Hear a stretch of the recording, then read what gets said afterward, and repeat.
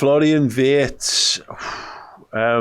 It's going to be brutal, this, I think. It is, yeah. 63.3% puts Wirtz in the Yemessen category.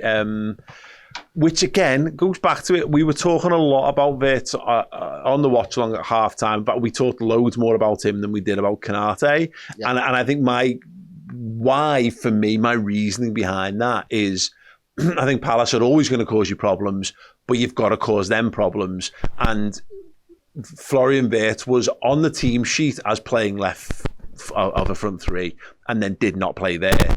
And so he was almost set up to fail, I think, by the manager and by the system and all that kind of stuff. He wasn't the worst player on that pitch for Liverpool. That was Ibu Konate. He wasn't. I don't think he was worse than any of the other level midfielders. I just don't think he was worse than Gravenberch and Szoboszlai and McAllister.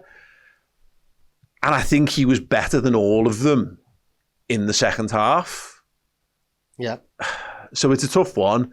I feel like decent was only 31.2%. So it does feel like people made their minds up on Wirtz in the first half, and that kind of stuck with them, I'd guess. Yeah, I think that's probably about right. And it's probably human nature as well sometimes, isn't it? When you've got to be in your bonnet over something. I think there are too many people in this world who won't admit mistakes. Won't even admit the fact that they can be wrong in certain situations. I like to think that I'm a person that can admit a mistake and understand when I am wrong as well. Never a man to hold a grudge. Oh, no, I never said I wouldn't hold a grudge. I absolutely hold a grudge. I just know when I'm wrong sometimes. Not about average football performances. Yeah.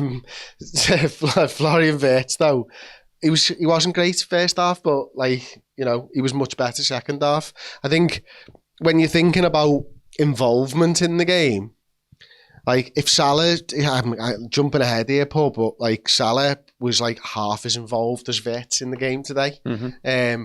And, they played the same position just on different wings in the first half. But, and I think McAllister was probably less involved than Wirtz as well during the game, and he's playing further up the pitch. It wasn't for a want of trying. It never all went perfectly well for Florian Wirtz today. But he has that first half where I don't think he's having a particularly good one. And in the second half, he gets better. That showed something mentally that you can still improve, that you can still try and improve. So, listen, I don't think he was a mess. I don't think he was sound, and I don't think he was boss. I think he probably deserved to go there. But, there's a lot of people with a bee in the bonnet about that first half performance, probably. Mad. Alex Isak, wow, no saving Liverpool performances today, Chris. Decent.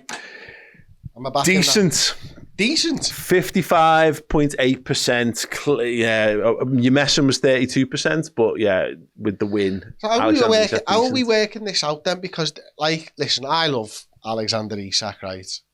I love it. And him. But, he just wasn't involved in the game at all. Have you got the stats in front of you there? How many touches did he have? Less than 10, 15 in the entire game, and one of them was in one move where he dribbled from 19 the side. touches. In total. Yeah. How many passes did he make? How many passes did he complete? 10 passes, 6 accurate. So he had 60% pass completion on the day, is what you're telling me? Yep. Yeah, okay. Sounds. Okay, and Wirtz is close to 90? Florian Wirtz, his touches were... Oh, I went 90%. Yeah, 57 touches, accurate passes, 84% of his passes. Just wondered, and neither of them scored. Look, he was a lot less involved than Florian Wirtz was in anything that we did. He had what I thought, Isak had one really shining sort of light of an opportunity, which he makes for himself, by the way, but isn't able to pull it apart. I don't think that says that he deserves your messing, but I don't think there was a huge difference between any of these players. They were both improved in the second half, and they both made us more threatening in the second half. They both played well enough to get Liverpool into dangerous positions. The idea that Isak was rated better than Wirtz is really weird. That's just one of those kind of foibles. I'm glad you felt the same with me there. Yeah, God, yeah, it's stupid. That was a clip from the Player Ranking Show. If you'd like to check out the show in full in either video or podcast form, simply head to redmenplus.com.